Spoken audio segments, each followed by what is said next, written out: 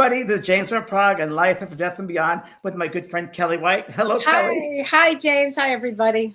And Kellee has some great news. You want to share the great news? I do. I'm so excited, everybody. My book, Cracked Open, Discovering the Unseen World, came out yesterday, and it's #1 in spirituality. So thank you guys so much for promoting this book. Thank you for everything. And James, I'm looking forward to discussing my book with you next week. Yes, next week we're going to go through your book. And boy, it's a book. Yes.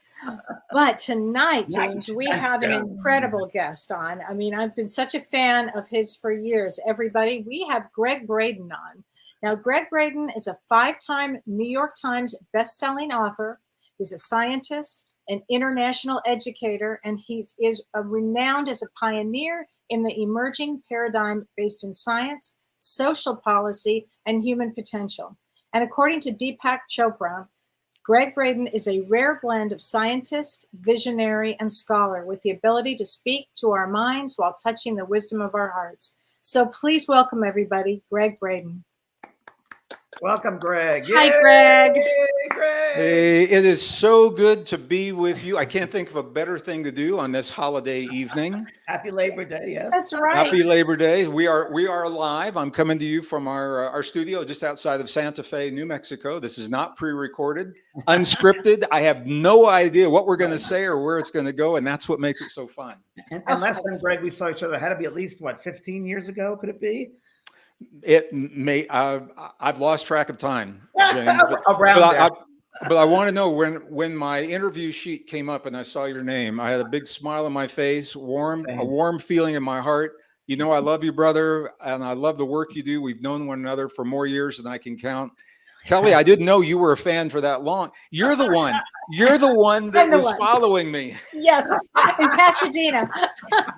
No, it's good. It's good to be with both of you, and I'm honored to be with our global community, your community, my family. So I appreciate you for sharing me tonight. Thanks. You're wonderful, and I mean, there's so much to cover with you. But one of the things we talked about, like what you're known for, is consciousness. What is your definition of consciousness? Just easy question. Well, everything, consciousness is everything. Consciousness, we now know, I mean, as a scientist, what I can tell you is talk about cracked open, Kellee. The new James Webb telescope is sending back information that is in complete contradiction to what we've been taught about the universe. We've been taught that we live in a dead, inert, lifeless universe, and that we are the exception as living beings. We're the exception. The James Webb telescope now is sending back information, and physicists, there are peer-reviewed journals out there that are now saying the universe is alive, it is conscious, and it is intelligent. And just as an example, they've got galaxies now that when those galaxies are threatened by a cosmic event, they will develop a ray of energy that comes from the center to propel that galaxy out of the danger, out of the path of danger from whatever the threat is. And once they found it, wow, they said, is this a one-off? And they found that it is not, that this happens again and again. And they've got photographs. You go to NASA websites, you can now see the photographs of these rays, gamma rays, that are coming right out of the center and moving these things out of the way. Consciousness is everything. There are degrees of consciousness. Mm-hmm. And what we know is that our consciousness does not reside in our bodies, mm-hmm. James. And I think this is probably one of the most important things. I mean, intuitively, we all sense this. Mm-hmm. But I remember I was born and raised in Missouri and Kansas City, Missouri. I remember when I was a kid, Einstein had just died when I was a kid. And they took his brain to the University of Kansas, and they sliced it in thin sections to see what it is that made him so unique and set him apart from everyone else. And you already know what they found, absolutely nothing, except he had more folds in his brain, which means if you were to pull those folds apart, it means his brain produced more surface area. This is important because we now know that our bodies are the conduit or the antenna to a part of us that does not reside in the physical body. There's a part of us that is ancient, that is timeless, that is all-knowing. It's where our healing begins. It's where our love begins. It's where our forgiveness begins, where our imagination and our creativity and our innovation all begin. And I want to talk more about that. But the idea of consciousness now is changing rapidly in the scientific community because of these things. So what the science is now showing is that we literally are resonant receptors. There's so much, I'm hesitating because I'm not sure how deep we want to go into this, but what's happening is We're science. fascinated. When I was in school in the 1950s, 1960s, I was taught to think of the human body as like this soft, squishy, mushy, wet, biological stuff, which we are on one level.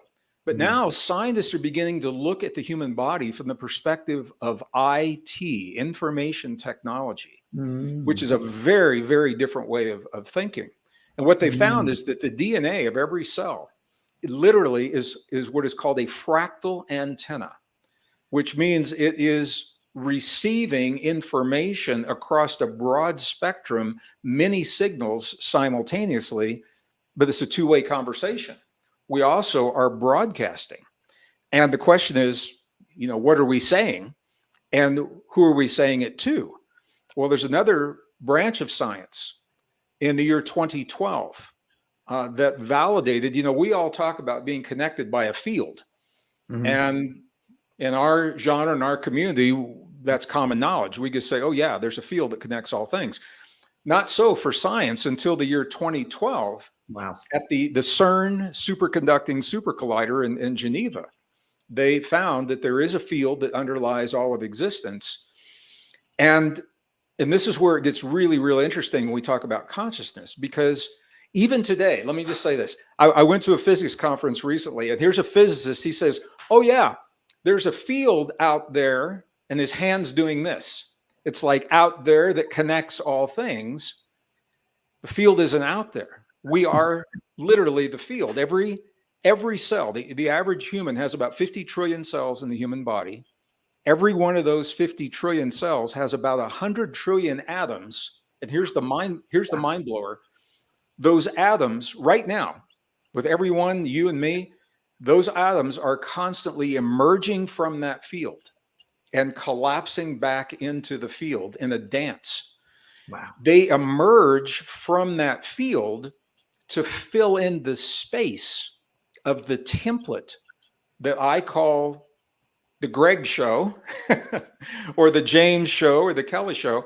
Our consciousness is holding this energetic template in place.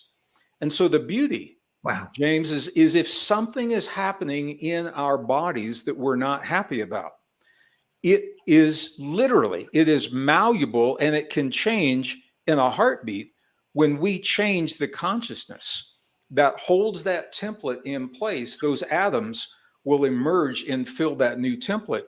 This is how we create miracles. This is how we create miraculous healings, or what some people call spontaneous healings.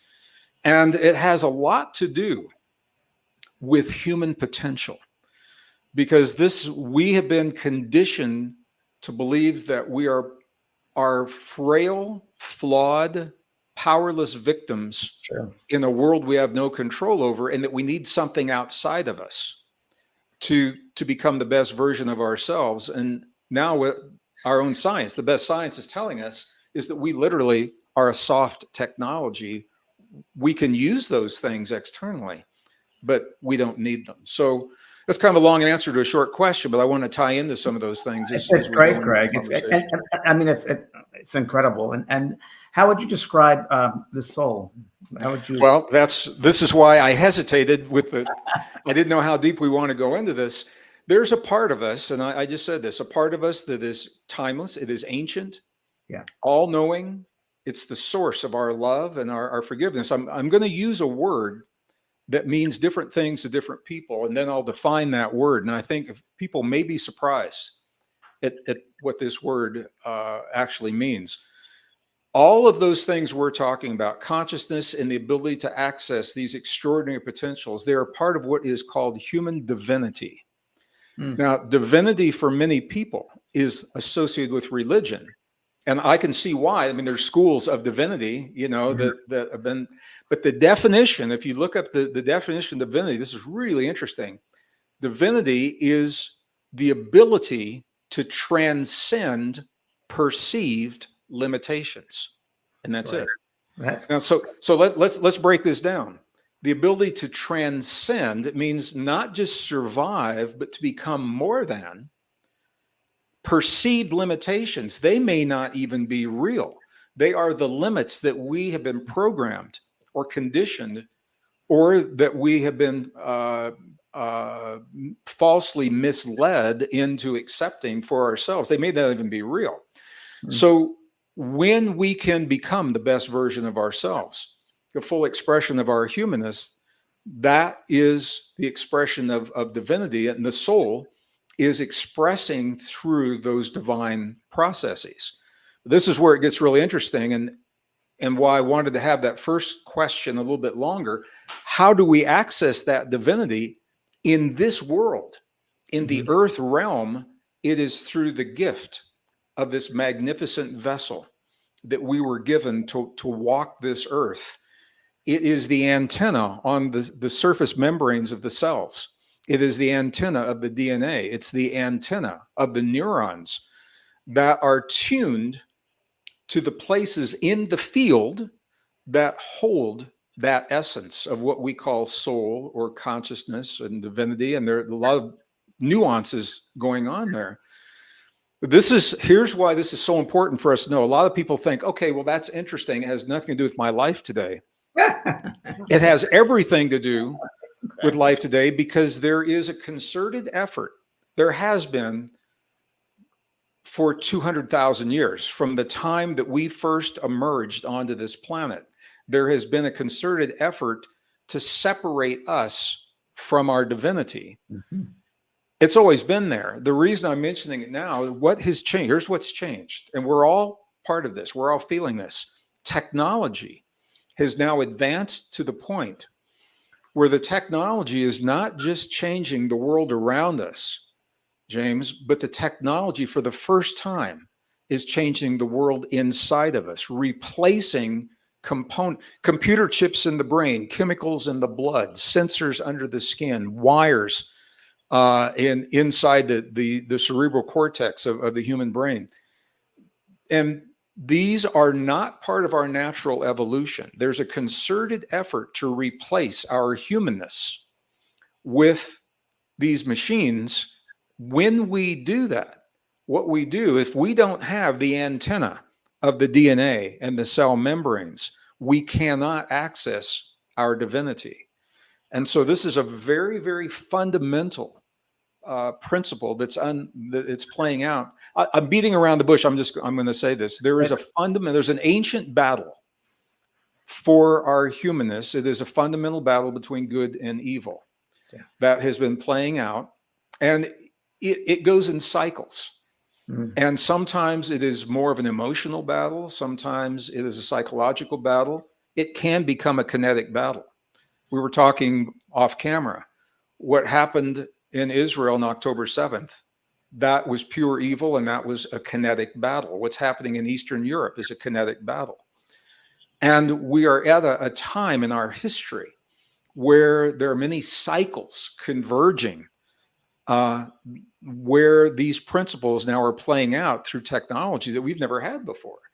So that's why it's important for people to recognize, what it is that's happening. And I'm going to stop here, but I want to talk about how we use our divinity to transcend this fundamental battle, because I think it's important for us all in our everyday lives. If you're okay if we go in that direction. Yes, of course.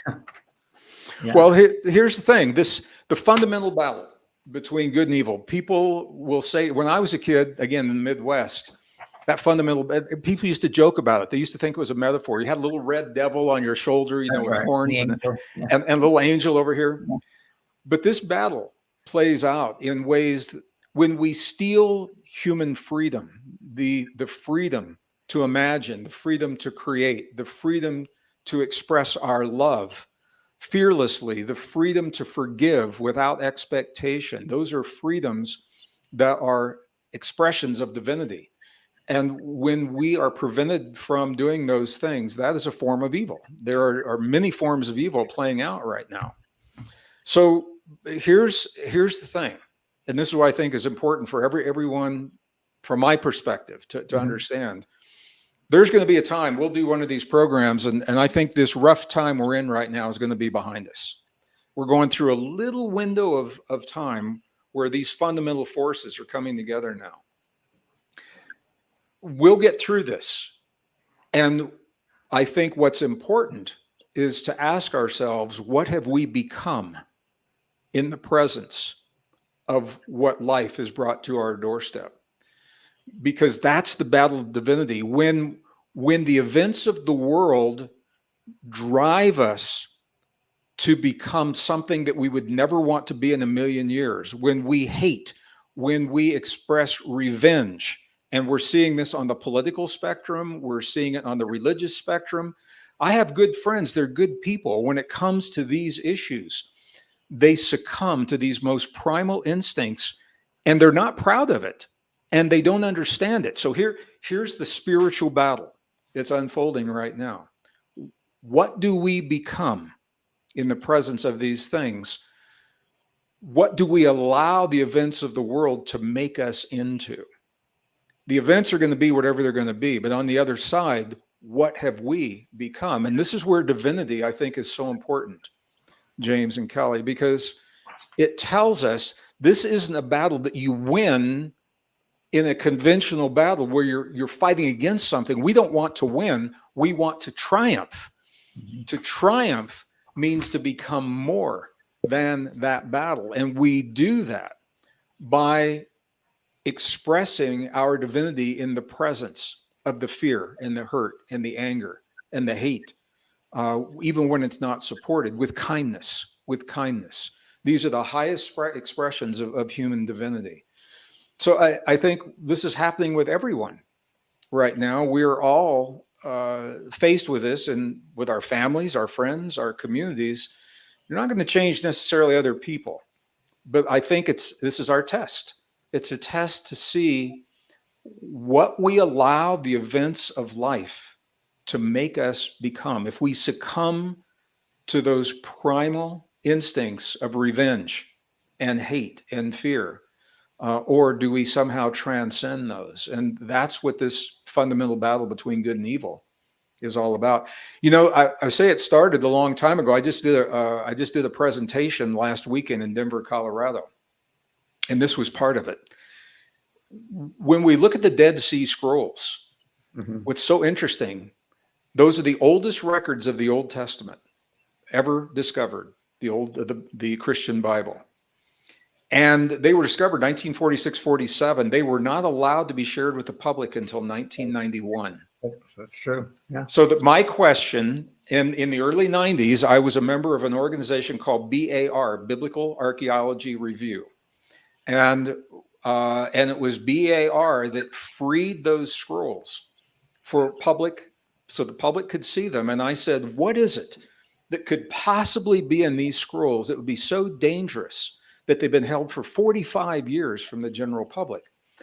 The answer, part of the answer, it's a big question, but part of that answer, and the irony, in Cave 1 in Qumran, in the first vase that they found, in the first scroll that they found, I mean, you can't make this stuff up. It was the first scroll. It is called the War Scroll. It's a war between, and this is the exact translation, between the sons of darkness and the sons of light. Wow. That will play out until the end of this cycle of time. You and I and our community, whether we're aware of it or not, we are involved in this battle between the sons of darkness and the sons of, and sons means men and women. This is the terms that they were using back then. It's good and evil. And so I think it's an opportunity not to be angry and not to judge, but to discern and recognize what it is that we're offered that supports life-affirming choices. and what denies life in our bodies, in the world around us, in our imagination, our creativity, all of these things. And all of a sudden, the events that are playing out that look so random, they begin to take on a new meaning, because you see there's a purpose and there is an end. The purpose is to separate us from our divinity. The end is for us to triumph over that separation. And everything that we're seeing playing out is a part of that right now. So I just wanted to say that, to when you talk about soul and you talk about consciousness, it's through our bodies that we're able to access in this realm those things.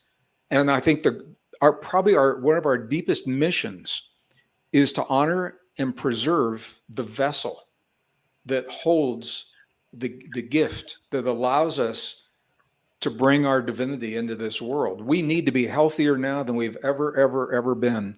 Yeah. Just because there's so much going on in the world, so much stress. And kinetic energy. Yeah. Yeah, we just need to be the best version of ourselves. So does that make sense if I say it that way? Totally. Gregg, where do you see spirituality going forward because of AI, because of new technology, all of these advancements? How can people stay in their divinity? Well, this is the thing. Spirituality in its truest form is very different from religion. So spirituality, and you've probably talked about this in other programs, I'll just define this now so we can tie into this. In its truest form, spirituality is about relationships. It's about our relationship to our own bodies, our relationships to other people, our relationship to the earth, to the cosmos, to God, to the past, to the future. It's all about those relationships. And we are wired, biologically wired, to thrive and to adapt in the presence of everything that is coming at us. We just aren't told that very often. Religions came along later and wrapped the rules and the dogma around those pre-existing spiritual conditions, and people began to feel separate from their own power, from their own divinity, by design. That's the purpose of the original purpose of many of the religions. There are good people that practice all of them, but the original purpose was to say that you can't talk to the divine, you can't talk to God. You need to go through an intermediary, and so AI. Now here's what's happening, and I come from a high-tech industry. I was working in the Cold War, in the defense industry during the Cold War, on a project called SDI, Star Wars Defense Initiative. And the only reason I say that is because I had access to some of the most advanced technology, lasers, communication systems, radar systems. Then, I mean, I could only imagine where they are now. I had access to all of those things. And I have to tell you this, as a scientist, I have yet to see any of those technologies built outside of us that does not mimic what we already do in our bodies, except we do it better if we understand what is now being called soft technology. We are soft technology. We're not the hard technology of a computer chip and a wire and a sensor. We're more than that. We're neurons and cell membranes, ion potentials moving across cell walls. And here's the beauty. We're the only form of life that we know that can self-regulate all that at will, when we choose, on demand. No other form of life can do this. This is consciousness. This is the soul speaking through consciousness as it expresses in this earth realm through the gift of what our ancestors called the vessel. 1 Corinthians, if people are biblically inclined, they find this very clearly. The Apostle John wrote 1 Corinthians, know you not that you are the vessel, the temple of God. And religion aside, I think he was telling us something very, very important, that there's something so rare and precious about us that we need to know and we need to remember.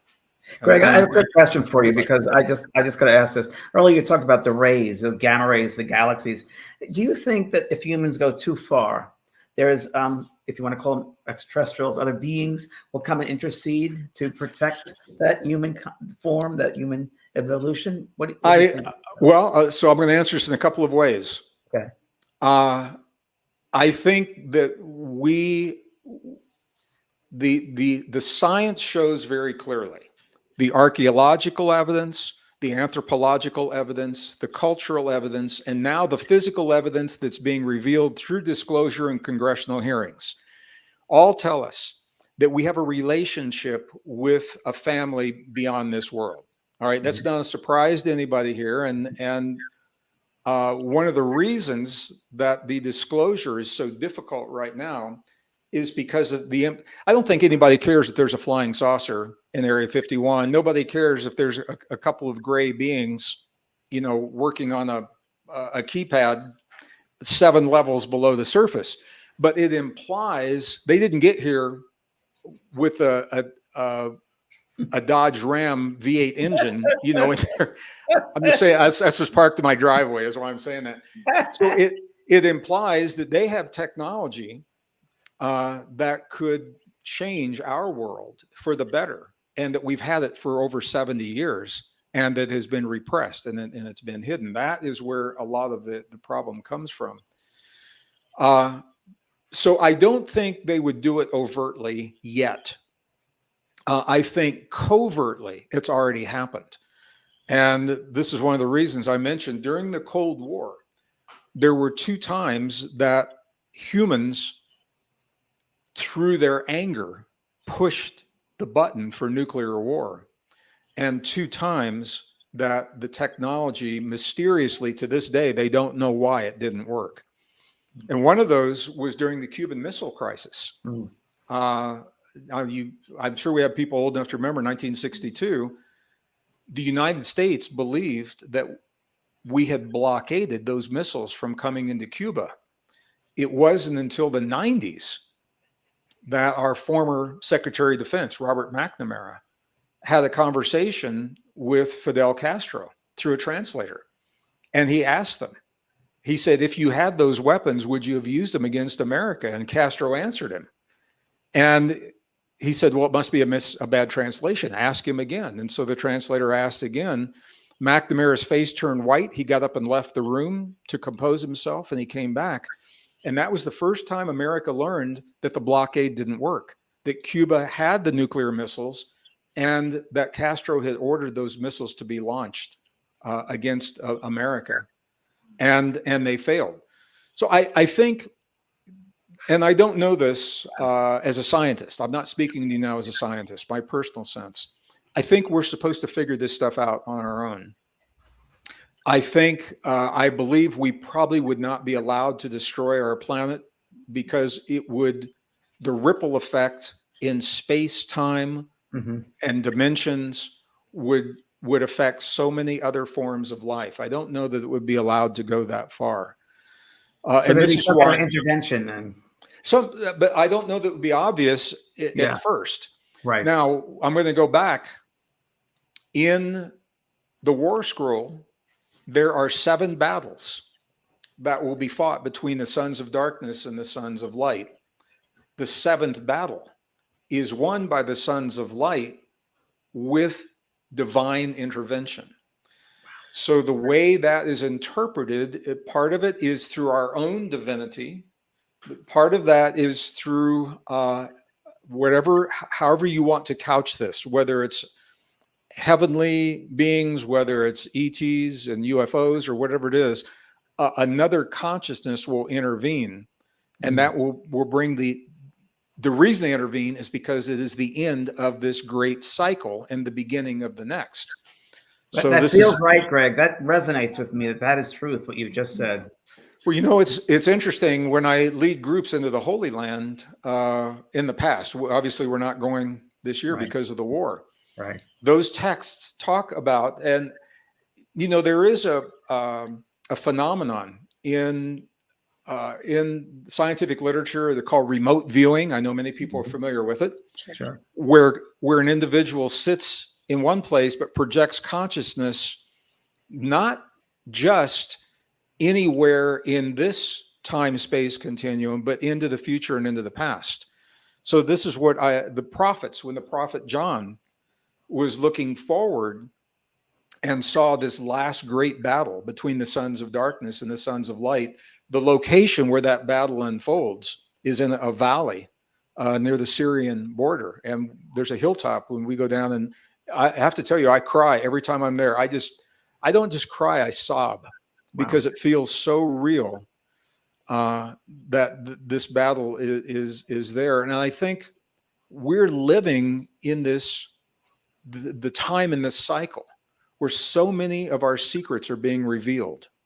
And part of that is our divinity. And I'm going to keep coming back to this because, and I want people to know this, I lost my mom to COVID just a couple of years ago, and she was a casualty, one of the first in the first year it was happening. It feels very present. And before she passed, she would say to me, Greg, she'd say two things. She'd say, Greg, the world has gone to hell in a handbasket. So I get going to hell part. The handbasket I never really got, but I know what she meant. She meant, to her, it looked like the world was coming apart at the seams for no apparent reason. There is a reason, because, and what I'm going to say, if the mothership dropped me off and I had 5 minutes to share something with the people of this beautiful world, and then I'd never see them again, this is what I would say. I would say that there's something inside of each of us that is so rare and so ancient and so beautiful and so precious and so powerful that nations have gone to war with nations to distract us from this power. That economic systems have been collapsed to keep us from this power. Diseases have been unleashed. Climate has been engineered. Yes, those things are important. They're happening, but ultimately they become diversions and distractions to keep us from awakening this gift that is truly the answer to, I think, everything that we seek in our lives, James, because it's through our divinity. And I'll clarify this. It's through our divinity that we love fearlessly. And here's what I mean by that. How many of us, when we go to give our love to another being, whether it's in an intimate relationship or a friendship or whatever it is, we love to some degree, but we always hold something back because we're afraid.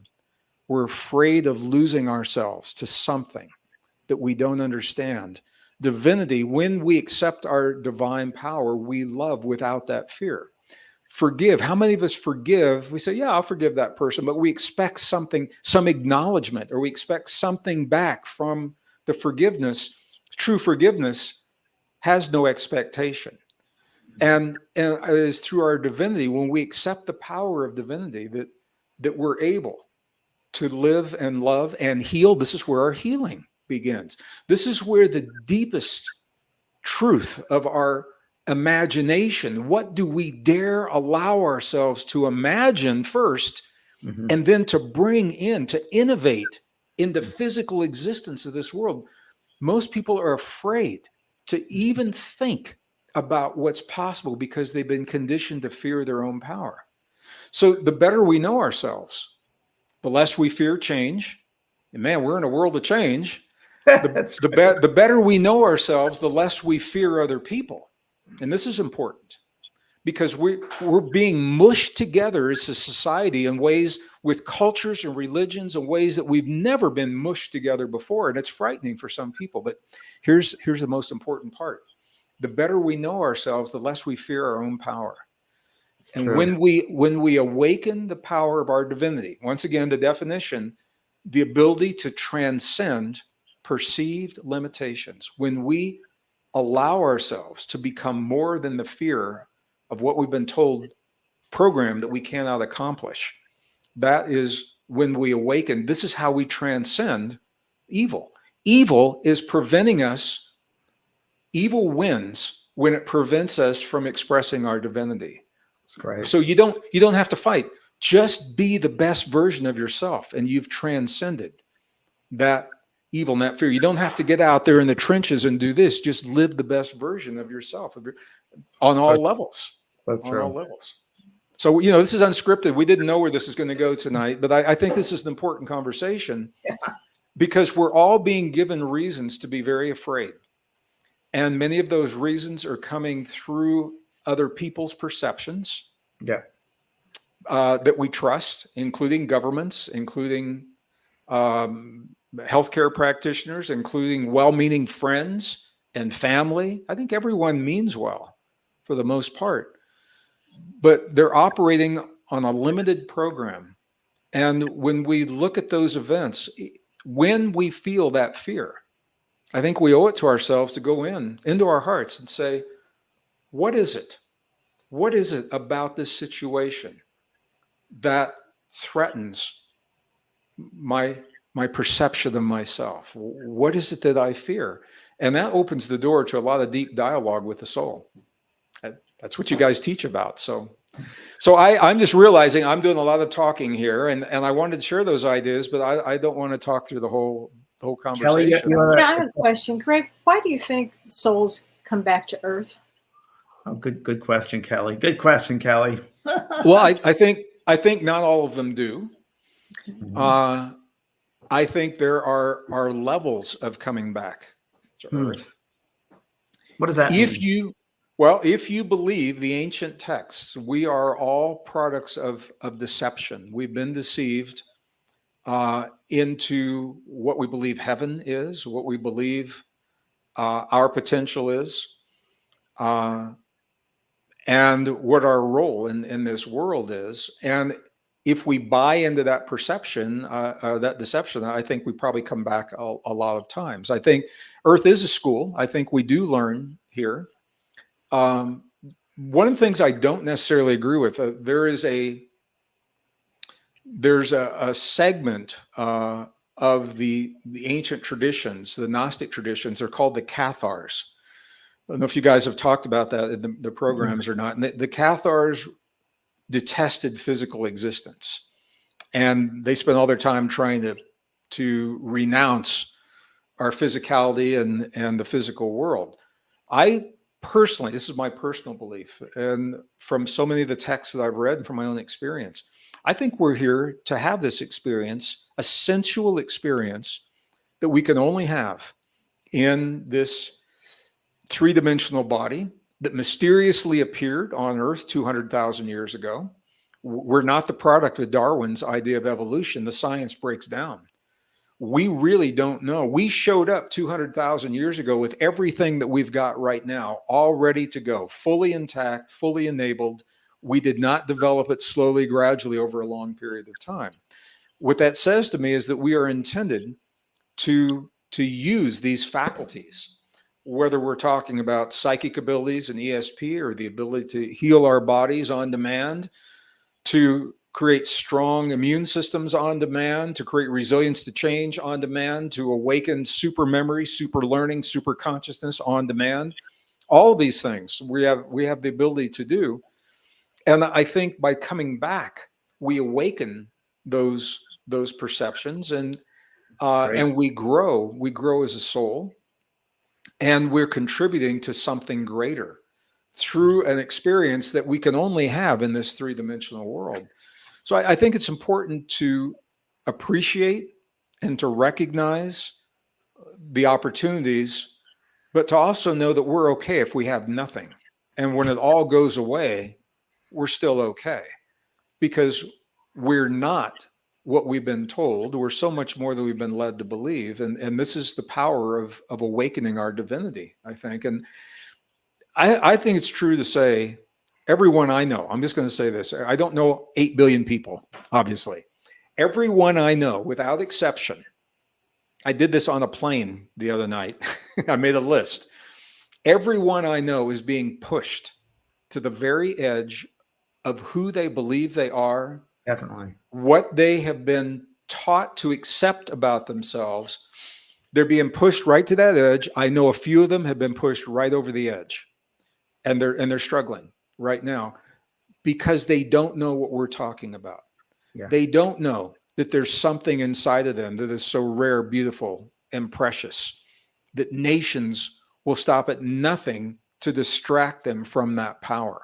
And that it's been happening for 200,000 years since the day we emerged on this planet. And when they begin to understand that there's something more to them than they've been led to believe, it doesn't change what happens. It changes how they feel about what happens. They wake up a little bit.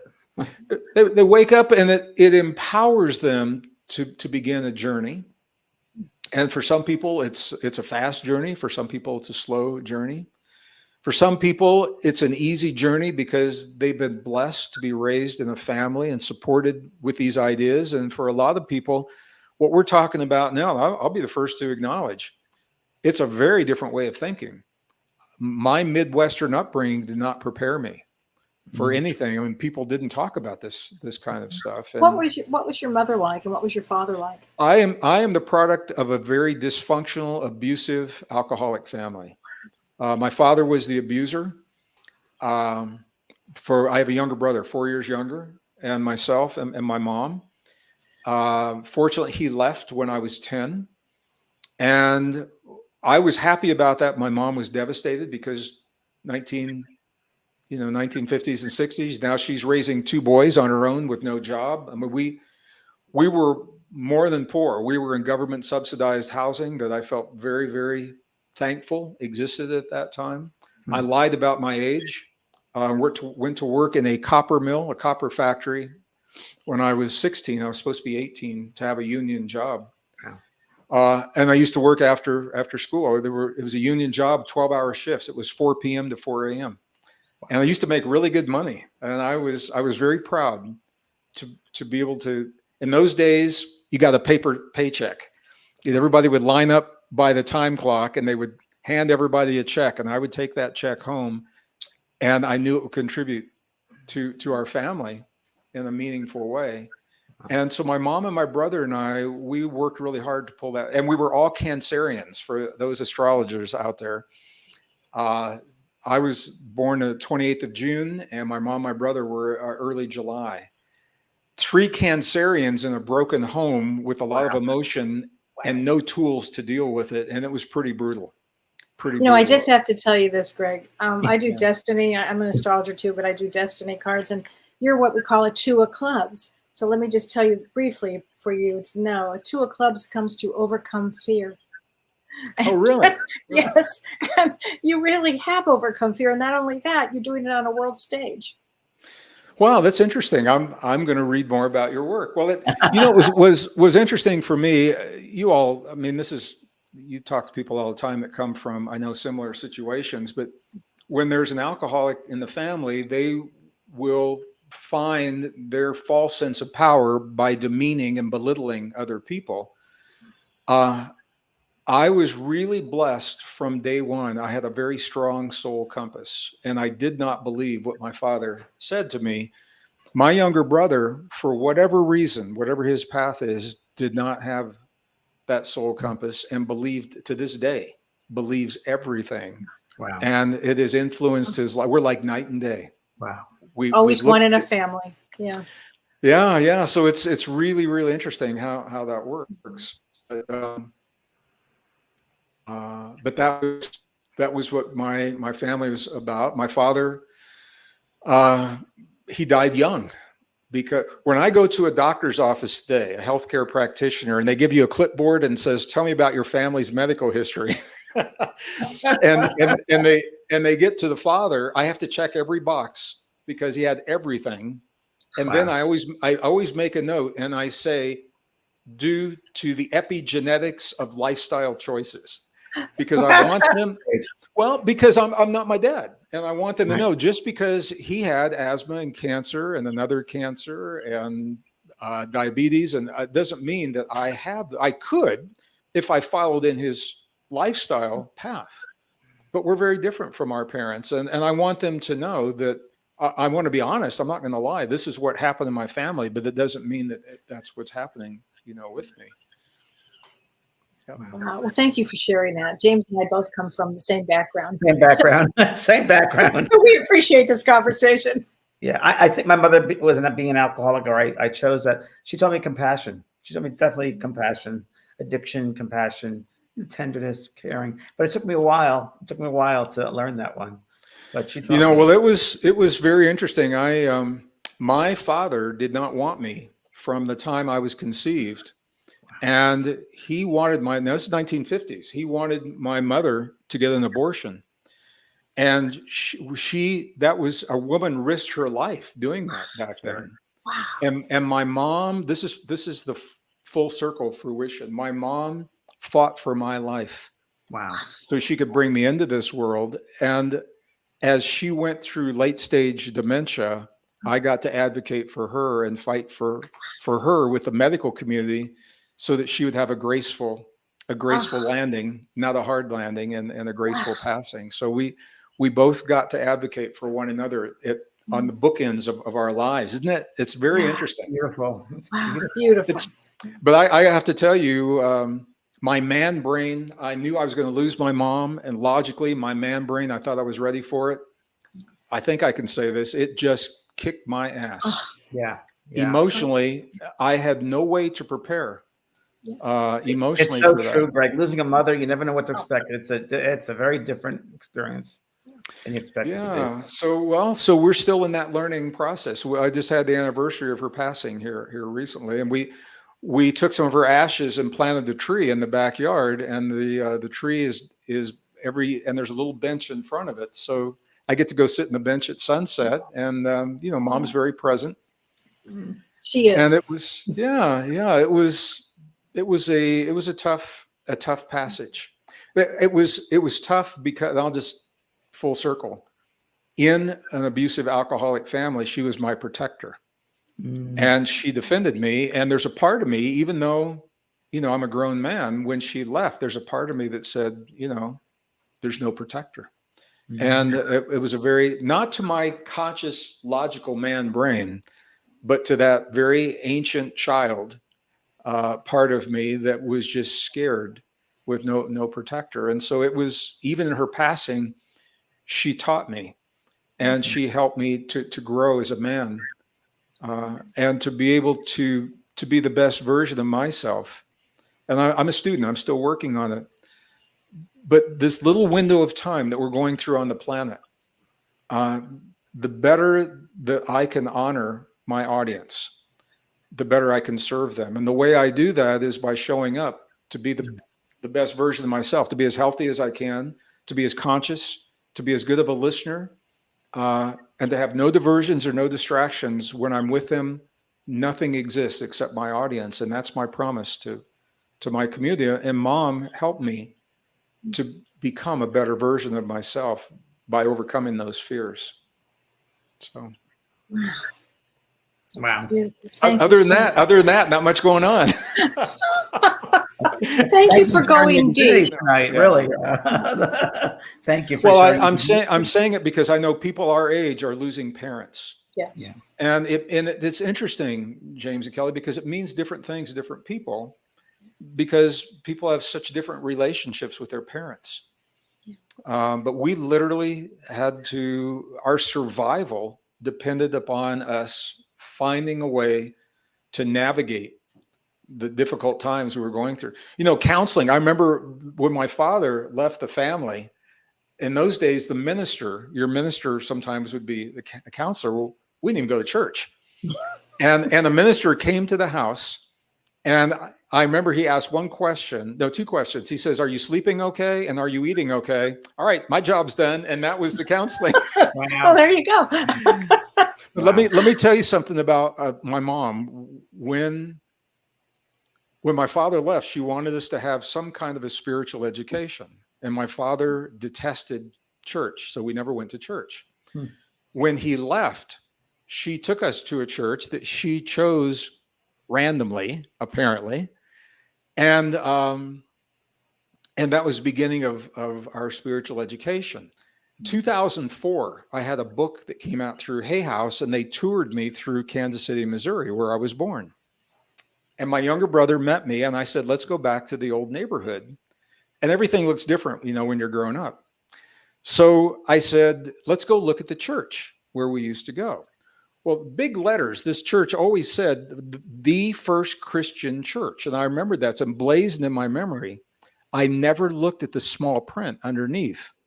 The first Christian church of the Essenes. And my mom had set me on a path, and I don't know that it was conscious because I never got to ask her, but of exploring the Essenes, who we now know were the scribes of the Dead Sea Scrolls. We don't know that they authored them per se. They definitely were the scribes that put them onto those parchments. We don't know if they originated with the Essenes or if they brought them from somewhere else. So it's interesting. Mom set me on a path. The first, and I looked at my brother and I said, "Damn, look at that!" I mean, she knew what she was doing. First Christian church of the Essenes. Amazing. It's incredible. Yeah, you can't make those things up. That's the way it works. Greg, if people want to see you in an event, where can they reach you? Where can they find you? If they just go to our website, we've got events, all kinds of events going on all over the world. Right. Yeah. All over the world. And next week I am at a conference. One of my favorite conferences is called the Conference on Consciousness and Human Evolution, TCCHE. It's in Toronto, Canada. But go to the website, and we've got some beautiful 4-day retreats coming up in the lower 48. People where we talk about these and explore the techniques to awaken that divinity. That's really where the action is. Well, thank you for touching our souls, Greg. It's such an honor to have you on tonight. Really thank you amazing. so much. Well, I'm honored to be here. The truth is, it takes a lot of trust because you don't know what I'm going to say, and I don't know where we're going to go. So, James, I want to just thank you as my longtime brother, who I see less often than I would like to, and Kellee is my dear sister, who I would love to see more frequently. Thank you. Thank you both for your trust and sharing me with your community and certainly my global family. And are you okay with everything we did tonight? Did this go where you thought it was going to go? Well, beyond the beyond. Beyond. Beyond the beyond. It was perfect. Thank you. We could always come on and talk about the science and the physics, but you can do that anywhere. This is Thank you, my friend. Thank you. All right. Thanks, thank you so much. Thanks, everybody. Thanks, See you Brian. next week. Thanks, everybody.